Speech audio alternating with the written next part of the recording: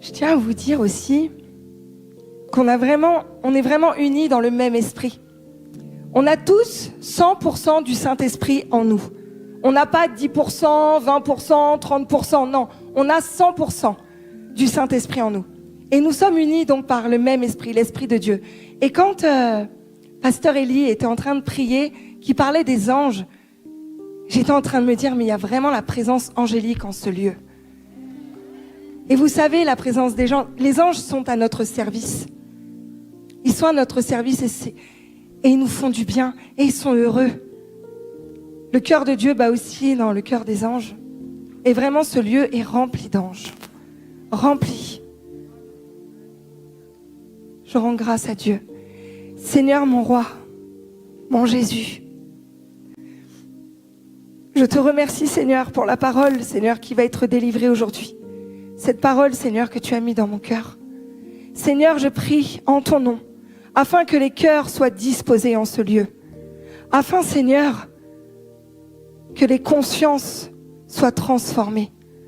Afin que des barrières et des limitations peuvent être écroulées, Seigneur. Je te remercie, Saint-Esprit, parce que c'est toi qui opères. Merci, Saint-Esprit, parce que c'est toi qui décides, parce que c'est toi qui fais. Merci, Saint-Esprit, parce que c'est toi qui transforme de l'intérieur vers l'extérieur, Jésus. Je te remercie, Jésus. Je remets tout ce moment entre tes saintes mains et je te remercie pour cette grâce. Au nom de Jésus. Amen. Amen. Donc aujourd'hui, j'aimerais partager avec vous un message concernant l'incrédulité. L'incrédulité qui est notre plus grande limitation. On a tous à un moment donné une part d'incrédulité, une part de doute. Mais le doute tue. Le doute tue la foi. Le doute est le contraire de la foi. Et notre Dieu, le premier don qu'il nous a donné, c'est le don de foi. C'est la foi. C'est grâce au Saint-Esprit que nous avons la foi. C'est lui qui nous a donné la foi. Et il nous a donné une foi entière. Mais nous avons tous des limitations dans nos vies, des limitations dans des domaines de notre vie, des moments où on doute. Lorsque l'on est malade, par exemple, on se sent mal. On sait que Jésus-Christ peut nous guérir. On le sait, il l'a déjà fait à la croix. On sait que le sang a déjà été versé. On le sait, notre intelligence le sait. Mais est-ce que tout est descendu dans le cœur? Et aujourd'hui, vraiment, j'ai vraiment à cœur de vous montrer par la parole que Jésus, voilà, on voit Jésus, gentil, Jésus, amour. Il est amour, il n'est que amour. Mais Jésus, dans la parole, a déjà été en colère. Il a déjà été en colère. Donc vous connaissez tous ce moment où Jésus, dans le temple, a tout renversé. Parce qu'il a dit, je n'aime pas qu'on s'amuse avec les affaires de mon Père. Venez pas faire votre commerce dans la maison de mon Père, dans le temple. Mais aujourd'hui, depuis la croix, depuis que le sang a coulé, vous êtes le temple. Donc Jésus n'aime pas que le monde vienne souiller son temple. Il n'aime pas que le monde vienne souiller son temple. Vous êtes le sacerdoce royal. Vous êtes la prolongation de Christ sur terre. Vous êtes Jésus sur terre. Vous êtes Jésus sur terre. Jésus est parti, il nous a laissé son merveilleux Saint-Esprit afin que nous puissions l'utiliser à foison tout le temps. Parce que j'aime dire que le Saint-Esprit n'est pas fait pour laisser sur une étagère. Il n'est pas fait pour décorer. Il vous a été donné gratuitement, gracieusement. Ce cadeau qui était au-dessus de votre tête, que vous avez accepté de recevoir, Utilisez. Quand on reçoit un cadeau dans sa main, on ne reste pas comme ça. On ne le regarde pas. On se précipite. On l'ouvre. Et on se réjouit. Et on l'utilise. Ou on l'offre. Ou on le donne. Et le Saint-Esprit, il nous a été donné au moment où nous avons cru. Au moment où cette foi est venue dans notre cœur. Et à partir de ce moment-là, Jésus vous donne tout. Vous avez tout. Tout ce dont vous avez besoin. Tout a été accompli. Tout a déjà été fait. Et ça, on a du mal à le croire. On a du mal à le vivre. Mais tout a été accompli. Tout. Dans les lieux élevés, nous sommes assis à la droite du Père. Tout ce qu'on voit dans le monde, là, passera. Ça passera. Mais nous sommes là-haut, assis à la droite du Père. Et sur cette terre, nous avons l'arme fatale, si je puis dire, le Saint-Esprit, qui permet de guérir, qui permet de délivrer, qui permet de proclamer, qui permet de sauver. L'amour vous a été donné gratuitement, du haut vers le bas. Tac. Et vous, cet amour qui vous a été donné gratuitement, donnez-le gratuitement. C'est ça la croix, c'est je reçois et je donne, je reçois et je donne. Et c'est ça les sources d'eau vive, c'est ça les sources qui jaillissent, c'est ça les sources qui ne s'arrêtent jamais. Parce que plus tu donnes et plus tu reçois, et plus tu reçois et plus tu donnes. Alléluia, amen. Et c'est ça l'amour de Jésus. L'amour de Jésus ne s'arrête jamais. L'amour de Jésus est éternel. L'amour de Jésus est inconditionnel. Jésus ne vous aime pas parce que vous êtes riche. Jésus ne vous aime pas plus parce que vous êtes pauvre et qu'il faut prendre soin de vous. Jésus aime tous ses enfants de la même manière, quoi qu'ils fassent, quoi qu'ils disent. Mais quand vous comprenez que cette grâce est tombée dans votre cœur, quand vous comprenez que cet amour vous a été donné gratuitement, que vous ne méritiez rien, parce que nous étions tous pécheurs, mais aujourd'hui nous ne sommes plus pécheurs, nous sommes saints. Alléluia, nous sommes saints. Et du coup, le péché n'a plus d'emprise sur notre vie. C'est un fait, c'est comme ça. Il n'y a pas de condamnation en Jésus-Christ. Jésus-Christ ne condamne personne. Vous savez, ça me fait mal au cœur en France, quand dans certaines églises, on reçoit des frères qui ont reçu l'amour de Jésus tellement fort. Ils ont rencontré Jésus, mais malheureusement, ils fument encore. Malheureusement, ils sont encore alcooliques. Parce que le Saint-Esprit opère de l'intérieur vers l'extérieur. Mais que si ces personnes entrent dans l'église, qu'elles se sentent condamnées, qu'elles se sentent coupables. Parce que nous, chrétiens, nous jugeons nos frères et sœurs. Nous pouvons juger, parce que la parole le dit dans 1 Corinthiens, que nous pouvons juger. Mais nous jugeons dans l'amour. Nous jugeons dans l'édification. Nous jugeons pour édifier notre frère et notre sœur. On ne juge pas notre frère et notre sœur pour l'écraser. C'est pas Jésus, ça. Donc moi, j'ai envie de dire gloire à Dieu et pas gloire au diable. Parce que quand on agit comme ça, on dit gloire au diable. Et le diable ne doit pas être dans nos églises. On doit accueillir ceux qui ont besoin. On doit être des sources de bénédiction parce qu'ils nous donnent gratuitement et nous donnons gratuitement. Et c'est lorsque la personne se sentira aimée de Dieu. Mais si son frère et sa sœur vient et le condamne, il va reculer et il va s'éloigner du Seigneur parce qu'il ne se sentira plus digne. Alors qu'il a été justifié, alors qu'il a été lavé, alors qu'il a été purifié le jour où il a cru par le sang de Jésus, le sang de la nouvelle alliance, et rien ne pourra plus y faire. Amen. Et vous savez, l'exemple que mon papa spirituel nous dit souvent, c'est qu'en fait, lorsqu'on accepte Jésus, nous étions des chenilles qui marchions dans le monde, on mangeait la poussière du monde. Mais le jour où on accepte Jésus, on devient un papillon. On devient un papillon. Mais on peut être ce papillon qui continue à manger la poussière, qui ne s'envole pas, parce qu'il ne sait pas s'envoler. Et c'est à nous de l'aider à s'envoler. Parce qu'il est papillon, il n'est plus chenille, c'est terminé.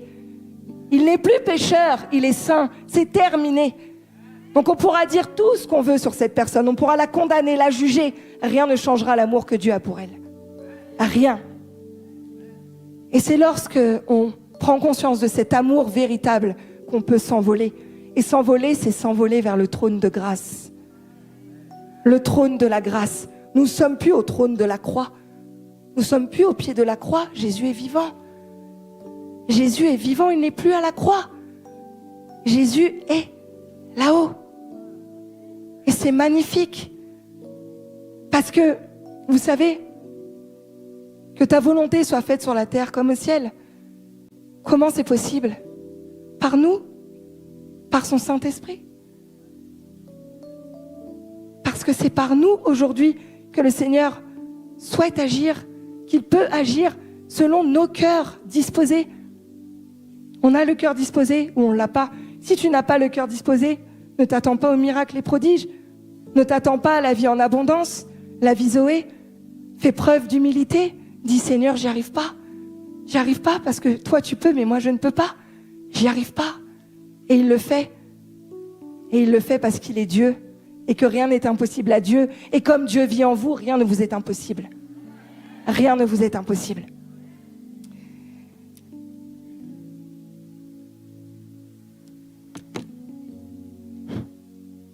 Donc nous allons prendre Marc 3.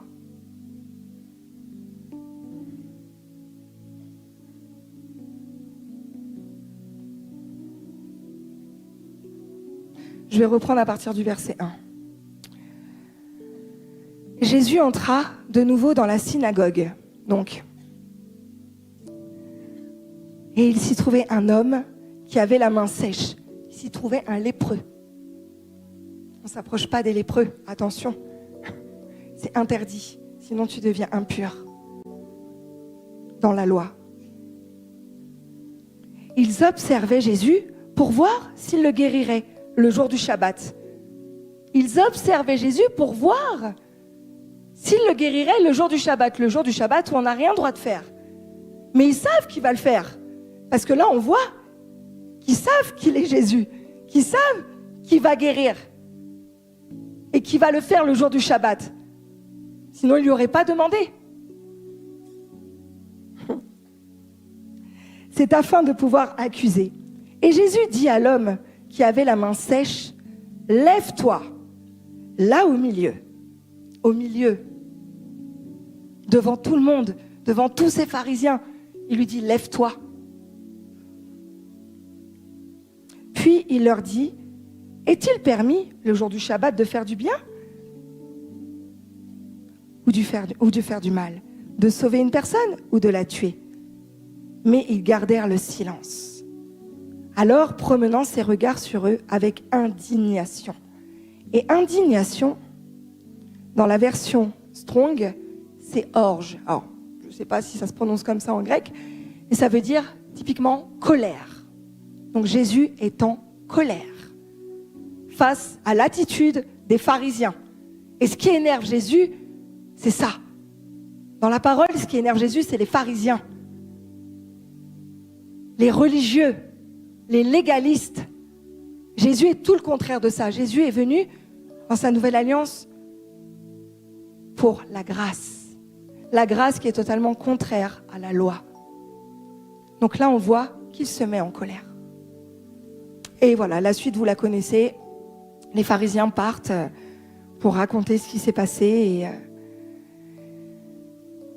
et bien sûr pour de plus en plus l'enterrer, l'enfoncer, pour que leur plan puisse s'accomplir finalement. Et pour continuer, donc je disais ça pour illustrer, pour continuer, on va prendre ensemble, alors j'ai pas l'habitude de faire ça, mais on va prendre ensemble Jean 11. Et je vais défiler, parce que il y a énormément de choses à dire. Je pourrais pas tout dire, mais en tout cas, il y a énormément de choses à dire. Et je remercie le Seigneur vraiment pour cette révélation, parce que souvent, vous savez, c'est des passages qu'on lit,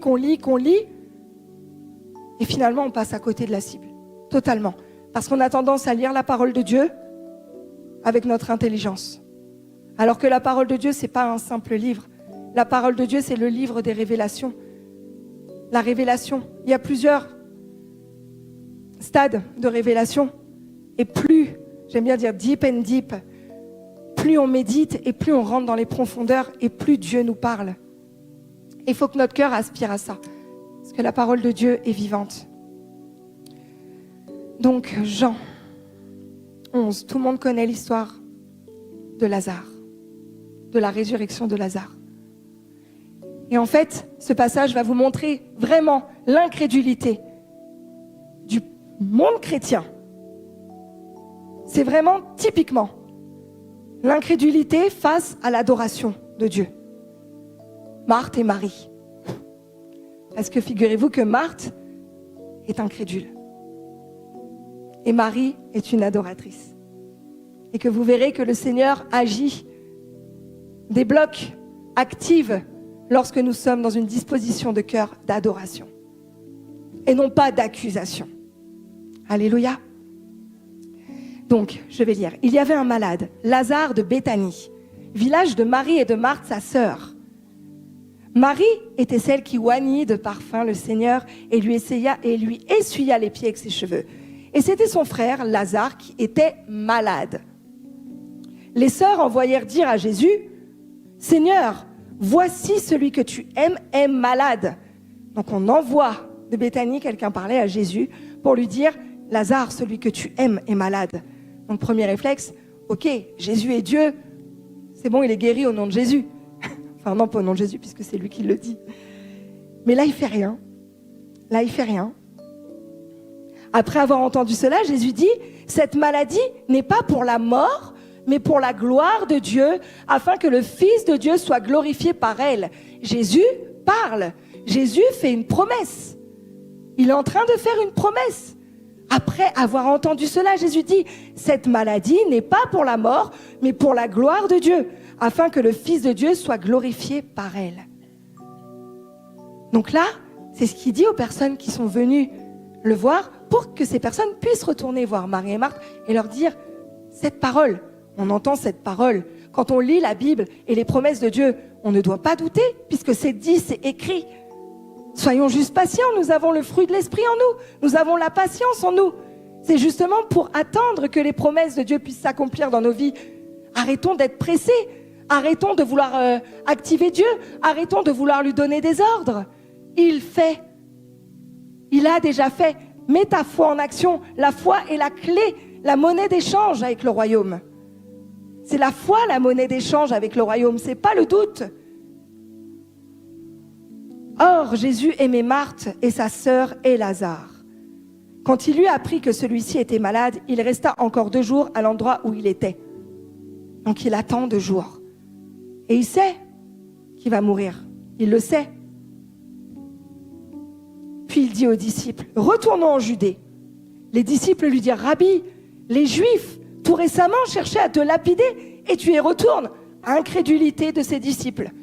Je suis Jésus, je suis Dieu. Si je te dis qu'on y va, c'est qu'on y va. C'est que je sais ce qui va se passer. Me dis pas ce que j'ai à faire, ne t'inquiète pas pour moi. Tout est sous contrôle, je suis Jésus. Amen. Et Jésus répondit, n'y a-t-il pas 12 heures dans le jour ? Si quelqu'un marche pendant le jour, il ne trébuche pas, parce qu'il voit la lumière de ce monde. Si quelqu'un dans le jour ne trébuche pas, c'est qu'il voit la lumière de ce monde. On ne parle pas de la lumière de Dieu, on ne parle pas de la lumière de Jésus. Le jour, le soleil, on marche, on ne trébuche pas parce qu'on est dans la lumière du monde. Mais si quelqu'un marche pendant la nuit, il trébuche parce que la lumière n'est pas en lui. Là, on parle de la lumière de Dieu. Et il trébuchera, qu'il fasse nuit ou jour. S'il n'a pas Dieu avec lui, il trébuchera. Mais nous, peuple de Dieu, qui avons la lumière, qui sommes la lumière du monde, nous ne pouvons pas trébucher si nous obéissons à notre Seigneur. Nous ne pouvons pas trébucher si nous faisons ce qu'il nous dit, si nous écoutons la manière dont il nous guide, si nous avons le cœur disposé. Amen. Après ces paroles, il leur dit, Lazare, notre ami, s'est endormi, mais je pars pour le réveiller. J'ai une mission, j'y vais, suivez-moi, on y va. Les disciples lui dirent, Seigneur, s'il s'est endormi, il sera guéri. Amen. Jésus avait parlé de sa mort, mais eux pensèrent qu'il parlait de l'assoupissement du sommeil. Ils sont encore à l'ouest, totalement à l'ouest. Ils ne comprennent rien, parce qu'ils sont dans leur... voilà, on va comme ça. On a des œillères sur les côtés, mais on a aussi des... Voilà, comme dirait mon mari, on a une grande casquette qui nous empêche d'aspirer aux choses d'en haut. Et on préfère regarder en bas. Et c'est ça, la grosse difficulté dans ce monde. Alors Jésus leur dit ouvertement, Lazare est mort. Je te le dis, Lazare est mort. Mais plus haut, je t'ai dit aussi que ma gloire allait resplendir. Donc hop, on y va. Arrêtons de douter. Et là, Thomas, appelé Didyme, celui qui ne croit que ce qu'il voit, alors lui, c'est, comme j'aime dire, le pompon des pompons. Lui dit aux autres disciples, allons-y nous aussi, afin de mourir avec lui. Allons-y, nous allons mourir avec Jésus, mais bien sûr, il va pour mourir avec son roi. Oui, il est fidèle, oui, il suit la parole, oui, il croit, bien sûr, mais incrédulité, qui peut mourir avec Jésus? Nous sommes éternels. Nous sommes éternels. Et ils ne captent pas qu'en fait, ils ont Dieu avec eux, que Jésus marche avec eux. Ils le savent. Ce sont les disciples quand même. Hein, et nous sommes des disciples. Amen. À son arrivée, Jésus trouva que Lazare était déjà, depuis 4 jours, dans le tombeau. Or, Béthanie était près de Jérusalem, à 15 stades environ. Beaucoup de Juifs étaient venus vers Marthe et Marie pour les consoler au sujet de leur frère. Les Juifs, bien entendu, qui ne croient pas à la résurrection, qui ne croient pas au miracle de Dieu. Lorsque Marthe apprit que Jésus arrivait, elle alla à sa rencontre, tandis que Marie restait assise à la maison. On peut imaginer que Marie est assise en train de prier, en train de pleurer, en train d'adorer. Et Marthe, celle qui s'agite, dit à Jésus, donc elle court, elle s'agite, elle dit à Jésus, elle arrive avec son grand toupet, elle arrive en courant vers lui, en se mettant droite comme un piquet devant lui et en lui disant, Seigneur, si tu avais été ici, mon frère ne serait pas mort. Elle accuse Jésus. Elle est en train d'accuser Dieu. Et souvent, c'est ce que nous faisons. Seigneur, pourquoi m'arrive-t-il ça? Seigneur, pourquoi je suis malade? Seigneur, pourquoi tu m'as repris un être cher? Seigneur, Seigneur, pourquoi? Les pensées de Dieu ne sont que des pensées d'amour. Ne sont que des pensées d'amour. Tout ce qui est maladie, tout ce qui est mal ne vient pas de Dieu. Ça ne vient pas de Dieu.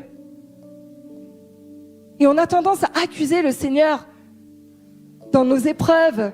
On l'accuse, lui. Mais ce sont des épreuves qui sont permises par le Seigneur afin que nous puissions mettre notre foi en action. Cette foi, ce don qu'il nous a donné, c'est pour mettre notre foi en action et pour que sa gloire resplendisse au travers de ces épreuves. Et parce que le diable a déjà été vaincu et que nous sommes victorieux en Jésus-Christ, quoi qu'il arrive. Alléluia. Mais maintenant même, je sais que tout ce que tu demanderas à Dieu, Dieu te le donnera. Oui, Seigneur, je sais que si je te demande, la parole dit, demande et je te donnerai. Elle le sait, son intelligence le sait. Je sais.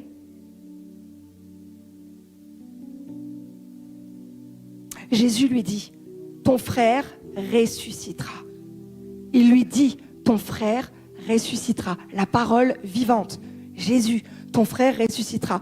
Oui, je sais, lui répondit Marthe, qu'il ressuscitera à la résurrection au dernier jour. Le religieux, c'est toujours tout. Oui, oui, je sais. La parole dit en verset 1, verset 4, que. Oui, tu connais la Bible par cœur, tu connais tous les versets par cœur, tu peux les ressortir comme ça, mais ça te sert à quoi? Est-ce que ta vie change? Est-ce que ta vie change? Non. La parole de Dieu doit être imprégnée dans ton cœur. La parole de Dieu doit descendre dans ton cœur. Tu as le logo, la parole qui est là. Prie de tout ton cœur afin que cette parole te soit révélée et afin que cette parole qui transformera ta vie. C'est la parole de Dieu qui transforme. Vous savez, souvent, lorsqu'on est religieux, on est là Le matin à se dire, je me lève, la première chose qu'il faut que je fasse, faut que je loue mon Seigneur, faut que je lise ma Bible, faut que je fasse ci, faut que je fasse ça. C'est marqué où dans la Bible? Si tu ne le fais pas de tout ton cœur, ça n'a aucun effet. Si tu ne fais pas de tout ton cœur, tu ne verras pas la gloire de Dieu, parce que tout est une question de cœur avec le Seigneur. Si tu es là en train de lire ta parole, tu t'endors, pose-toi des questions, hein. Si tu t'endors en lisant ta Bible, pose-toi de sérieuses questions. La parole est vivante, elle n'est pas faite pour t'endormir. Donc c'était peut-être pas le moment. C'était peut-être pas le moment de lire la parole. Mais le Saint-Esprit en toi te poussera à lire, à méditer sa parole. Il te poussera, parce que quand c'est le Saint-Esprit qui le fait, ça porte du fruit. Et c'est ça. Quand toi, tu fais avec tes propres efforts, avec ta propre intelligence, c'est stérile. Tu perds du temps. Quand tu donnes ta dîme, quand tu donnes tes offrandes, ah là là, j'ai plus beaucoup d'argent, machin, ça commence à piquer. Mais tu le fais pas de tout ton cœur. En fait, tu es en train de devenir pauvre, plus qu'autre chose. Alors que quand tu donnes ta dîme ou ton offrande parce que tu as réellement la révélation dans ton cœur, les écluses du ciel s'ouvrent sur toi. Et la religion te poussera à dire, ouh là là, attention, t'as pas donné ta dîme, t'es pas en règle. Ne prends pas la Sainte Seine, hein. Tu risques d'attirer sur toi quelque chose de mauvais, hein. Jésus n'a-t-il pas dit qu'il n'y avait pas de condamnation en Jésus-Christ? Vous voyez? Faites les choses de tout votre cœur, faites les choses avec amour. Toujours avec amour. L'amour, c'est Jésus. Et c'est la seule chose qui perdurera avec la foi et l'espérance. Mais l'amour en premier lieu. Et là, voilà, donc face à cette incrédulité encore de je sais tout, Jésus lui dit, moi, je suis la résurrection, la vie. Celui qui croit en moi vivra, quand même il serait mort. Et quiconque vit et croit en moi ne mourra jamais. Crois-tu cela, Marthe? Oh oui, Seigneur, je crois que tu es le Christ, le Fils de Dieu, celui qui vient dans le monde. Je sais pas. Jésus te dit ça. Amen. Jésus te dit qu'il est le chemin, la vérité, la vie. Dis amen à Jésus, on y va, on va le ressusciter. On y va, on est prêt. Mais non, on veut toujours rajouter, toujours impressionner, toujours faire mieux que le frère, faire mieux que la sœur. Toujours, c'est insupportable. Jésus te demande de faire quelque chose, fais ce qu'il te demande. Il va demander à Sévam d'ouvrir une nouvelle église encore plus grande afin de recevoir encore plus de monde. Et toi, il va te demander d'ouvrir une petite cellule de maison. Obéis. Ne cherche pas à vouloir faire un Sévam. Est-ce que Dieu t'a appelé à faire un Sévam? Non, Dieu t'a appelé à quelque chose de bien particulier. Nous sommes tous différents, nous avons tous des talents différents. Arrêtons de vouloir toujours faire la même chose que notre frère et notre sœur. Ce que tu feras de bien, c'est ce que tu feras par ton cœur. Et il est encore question d'une histoire d'amour. Parce que je crois que Jésus, c'est la plus belle histoire d'amour que l'on puisse vivre. Après cela, et c'est là qu'on arrive dans ce qui est magnifique, après avoir dit cela, Marthe s'en alla. Et elle appela Marie, sa sœur, et lui dit secrètement, le maître est ici et il t'appelle. Dès que Marie eut entendu la voix de Dieu, elle se leva promptement et se rendit vers lui. Car Jésus n'était pas encore dans le village, mais il était à l'endroit où Marthe l'avait rencontré. Les Juifs qui étaient dans la maison avec Marie et qui la consolaient, la virent se lever promptement et sortir. Ils la suivirent, pensant qu'elle allait au tombeau pour y pleurer. Lorsque Marie fut arrivée là où était Jésus et qu'elle le vit, qu'est-ce que fit Marie? Elle tomba à ses pieds. Première chose que Marie fait, c'est qu'elle tombe aux pieds de Jésus. Elle reconnaît la majesté de notre Dieu. La disposition de son cœur, c'est « Je t'adore, mon Dieu. Tu es le roi des rois. Tu es le Seigneur des seigneurs. Je te reconnais comme ça dans ma vie. Et maintenant que je t'ai reconnu comme cela dans ma vie, je vais te dire ce qui ne va pas. » Et en effet, elle dit la même chose que Marthe. Seigneur, si tu avais été ici, mon frère ne serait pas mort. Elle lui parle de tout son cœur. Elle lui ouvre son cœur. Et l'adoration permet, lorsque l'on plie le genou, alors plier le genou, c'est pas spécialement être à genoux, ça peut être aussi spirituel, plier le genou dans notre cœur.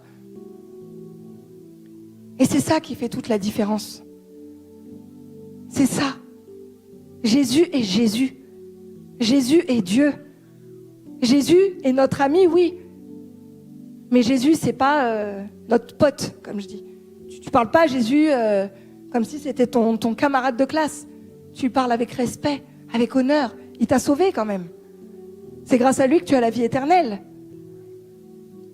Donc il mérite un peu de respect et d'adoration. Parce que c'est dans l'adoration que vous ne ferez qu'un avec Jésus. C'est dans l'adoration que vos prières seront exaucées. Parce que quand on est en adoration, on est en communion avec lui par son Saint-Esprit. Et c'est être en communion par son Saint-Esprit qui fait que le ciel est ouvert sur nous. Parce qu'on prie on prie en esprit et en vérité, et c'est le cœur de Dieu qui prie. Et Jésus, qu'est-ce que le Père refuse à Jésus? À rien. Et il est notre intermédiaire, le seul et l'unique. L'adoration, la clé face à l'incrédulité. Et là, après lui avoir dit, si tu avais été ici, Jésus vit qu'elle pleurait et que les Juifs venus avec elle pleuraient aussi. Il frémit dans son esprit et fut troublé. Là aussi, quand on regarde la traduction frémit, c'est il est énervé. Il est énervé en fait de les voir pleurer. Et on croit que oui, Jésus il a de la compassion. Jésus il les voit pleurer, il est triste. Mais pourquoi il pleurerait? Pourquoi il pleurerait alors qu'il connaît la gloire qui arrive? Pourquoi il pleurerait de compassion à les voir pleurer? En fait, ça l'énerve. Je suis Dieu, je suis là, je suis en train de vous dire que je vais ressusciter votre frère et vous pleurez encore. Et c'est ça, il frémit dans son esprit et il est troublé. Et il dit, où l'avez-vous mis? Seigneur, lui répondit-il, viens et vois. C'est eux qui disent, viens et vois Jésus. Viens et vois. Mais Jésus, il sait. C'est pour voir jusqu'où ça va. Jusqu'où ça va. Et là, Jésus pleura. Jésus pleura. Et encore une fois, là, Jésus qui pleure, c'est pas pleurer de tristesse, enfin parce qu'on a perdu un proche ou quelque chose. C'est il pleure à l'intérieur de lui-même en se disant, mais comment c'est possible? Comment c'est possible?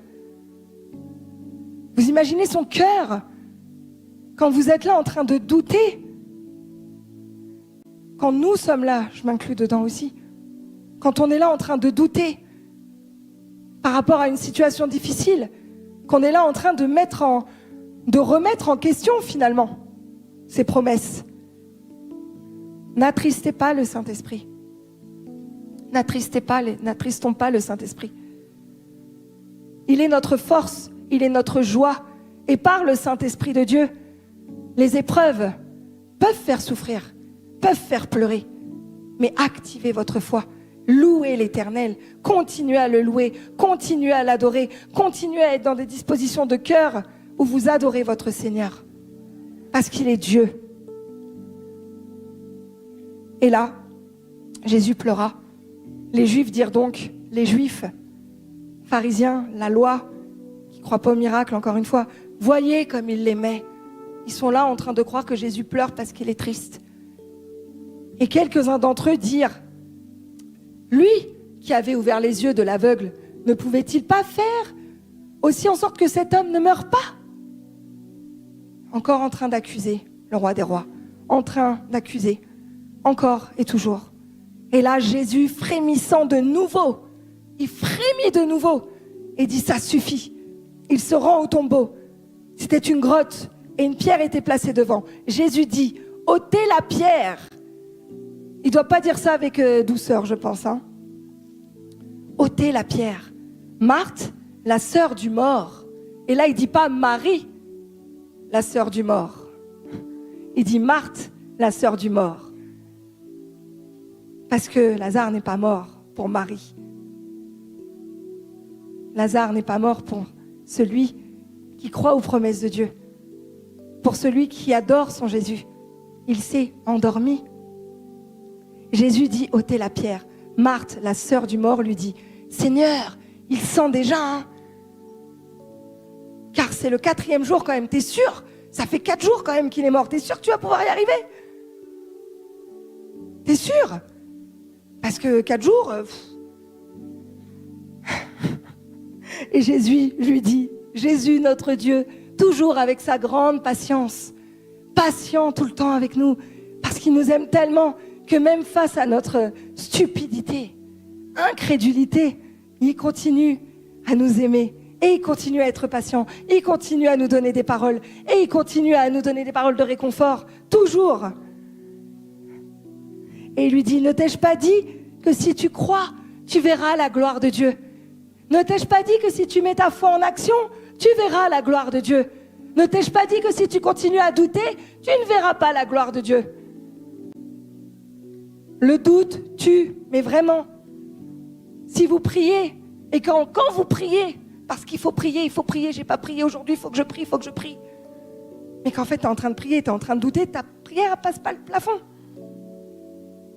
La prière ne passe pas le plafond, parce que tu ne fais pas avec ton cœur. Et je vous assure, c'est quelque chose de tellement important. On ne peut pas prier en esprit et en vérité sans être accroché au cœur de Dieu. C'est pas possible. Contemplez-le, adorez-le. Je vous assure que c'est la clé pour entrer dans cette vie Zoé. Cette vie Zoé, la vie en abondance que Jésus nous a promise. Il a promis cette vie. Ça ne tient qu'à nous. Puisqu'il a déjà tout fait, puisqu'il a déjà tout donné, ça ne tient qu'à nous. C'est à nous de nous mettre en action, c'est à nous de croire, c'est à nous de faire les pas de foi. Ce n'est pas à nous de rester assis et d'attendre, attendre qu'il agisse. Jésus, en fait, il te dit, mets ta foi en action. Par contre, Jésus, ce qu'il va dire,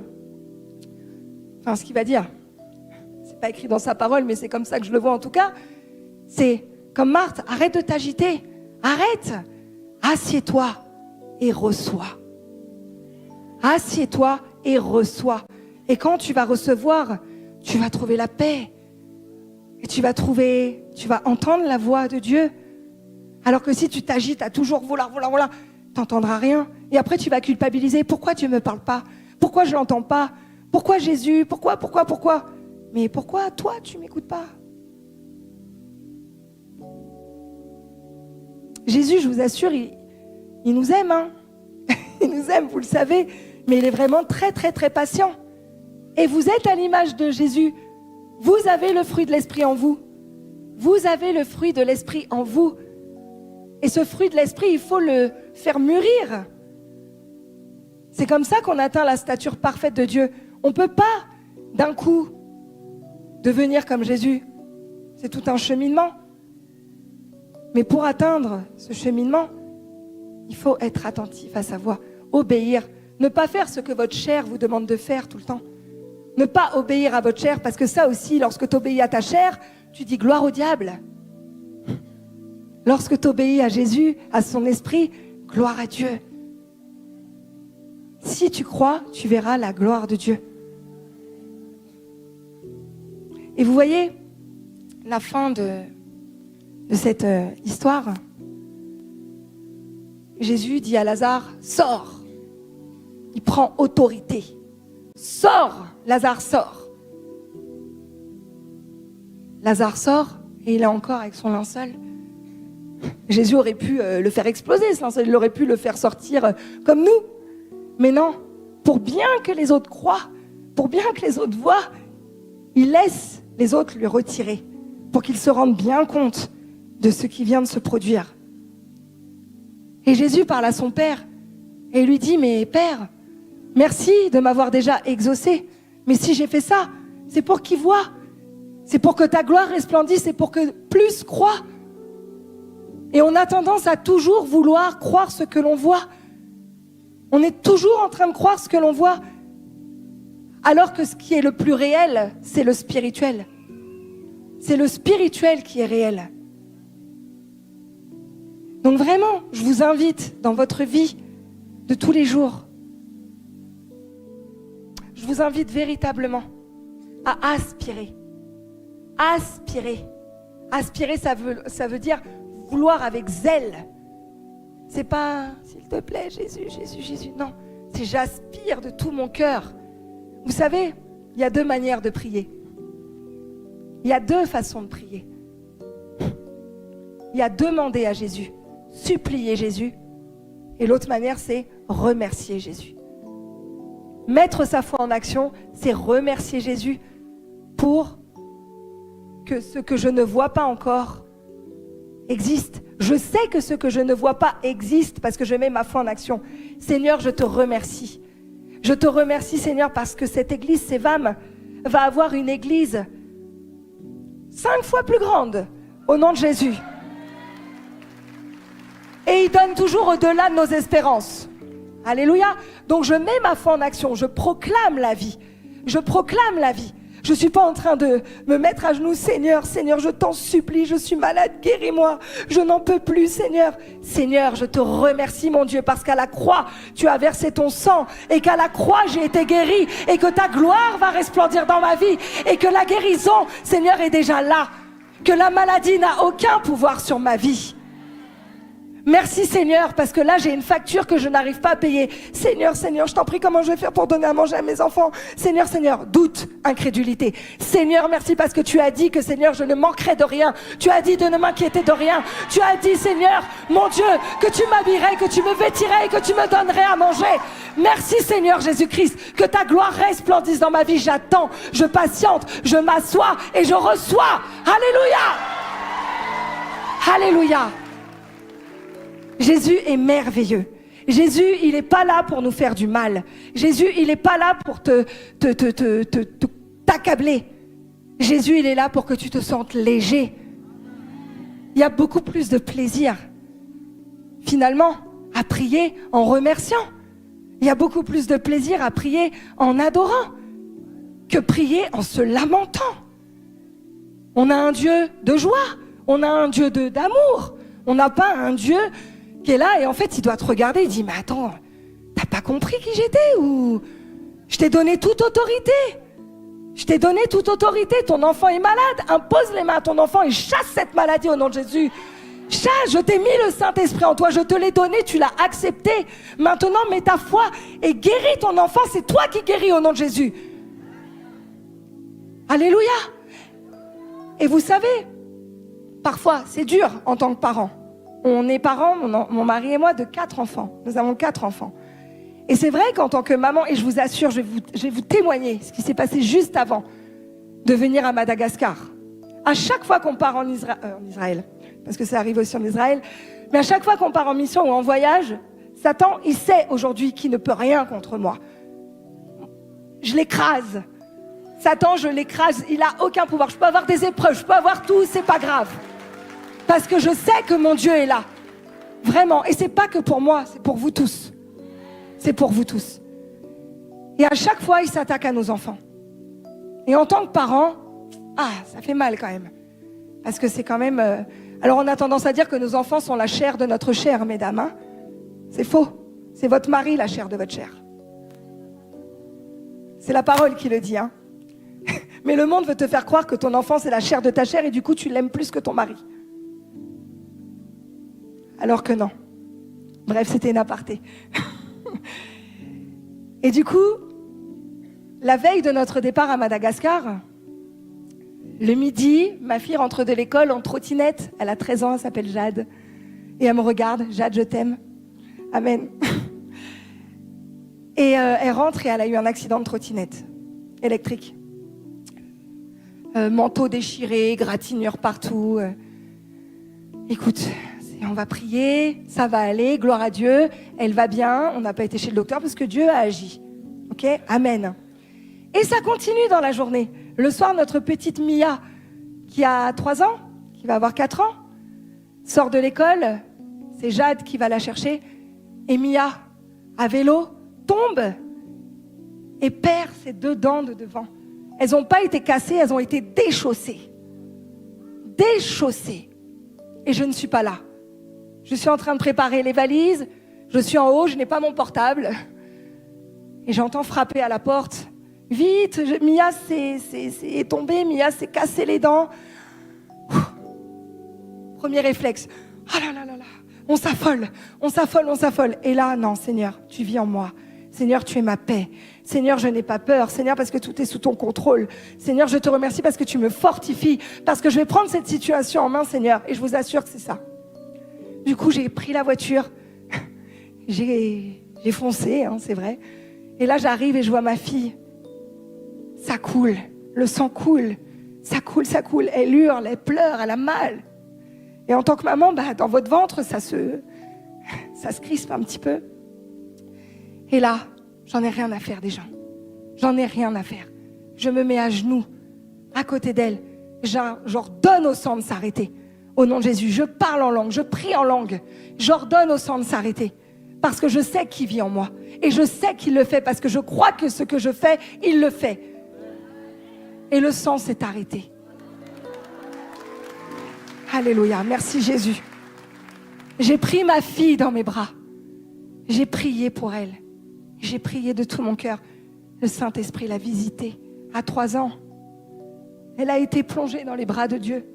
Et on a dit, Seigneur, j'ordonne à cette douleur. Parce que vous imaginez quand vous allez chez le dentiste, quand on vous arrache des dents sans anesthésie?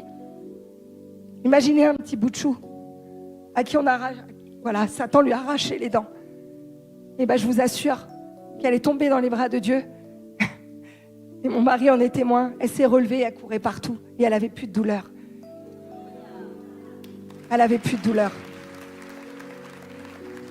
Et si j'avais été dans l'incrédulité, si j'avais été dans le doute, je serais aux urgences. J'aurais peut-être même annulé ma mission. Parce qu'aux urgences, on aurait je ne sais combien de temps.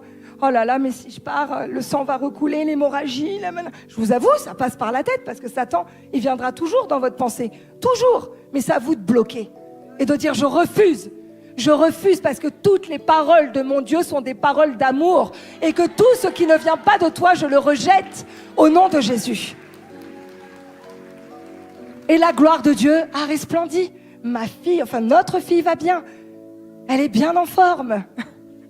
Et elle a pas mal. Et je ne l'ai pas emmenée chez le dentiste. Et certains me diraient, oh là là, elle n'a pas emmené chez le dentiste, elle n'est pas partie faire contrôler. Mais contrôle de quoi? Ma fille va bien, pourquoi je vais aller faire contrôler? Elle ira se faire contrôler quand elle ira chez le dentiste pour une visite organisée. Mais si Alors je dis pas qu'il faut pas emmener les enfants chez le docteur, hein. Je suis pas en train de dire ça parce que les docteurs existent. Dieu a permis les docteurs pour ceux qui manquent de foi. Il faut avoir l'humilité parfois de se dire, écoute, là, je manque de foi. C'est vrai, c'est normal. Dans certains domaines de notre vie, on peut manquer de foi. Et Dieu est tellement bon qu'il crée des choses pour pallier et pour quand même que sa gloire resplendisse. Voilà. Donc surtout, voilà, les médecins sont importants, je ne dis pas le contraire. Mais les médecins soignent, mais Jésus guérit. Amen. Donc voilà. Donc, est-ce qu'on pourrait faire monter les chantres, s'il vous plaît? Amen. J'ai encore 10 milliards de choses à dire sur cela, mais je vous invite maintenant à relire ce passage de Jean 11, de le relire avec ce que je vous ai enseigné aujourd'hui et de voir si ça descend dans le cœur, de voir si ça descend dans votre cœur. Et je prie pour cela vraiment, je prie pour cela. Et je sais que dans cette salle, il y a des personnes qui doivent encore avoir des limitations, qui doivent encore avoir certains blocages dans leur vie, qui aimeraient voir la main de Dieu puissamment. Mais vraiment, je prie de tout mon cœur afin que le Saint-Esprit vienne briser toutes ces limitations, que le Saint-Esprit vienne ôter la carapace qu'il y a dans certains cœurs. Et j'ai même pas envie de dire dans certains cœurs, parce que tous nos cœurs ont parfois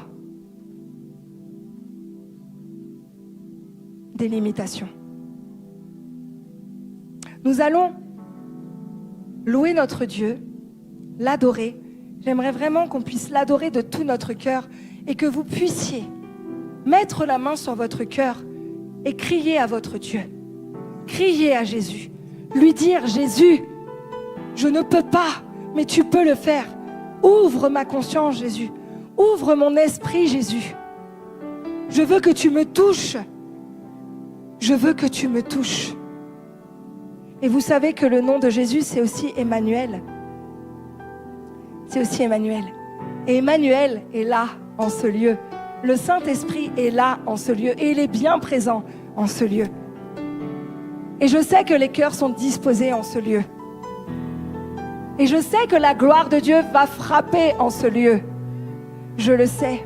Et je te remercie, Jésus, pour ce que tu as prévu aujourd'hui. Je te remercie, Seigneur, pour ta merveilleuse présence, Saint-Esprit.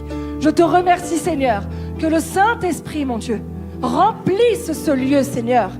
Merci, Seigneur, parce que nous plions tous le genou en ton nom, Seigneur. Merci, Seigneur Jésus, parce qu'aujourd'hui, les forteresses tombent, parce qu'aujourd'hui les limitations tombent. Merci parce qu'aujourd'hui je suis libérée. Merci parce qu'aujourd'hui tu me délivres.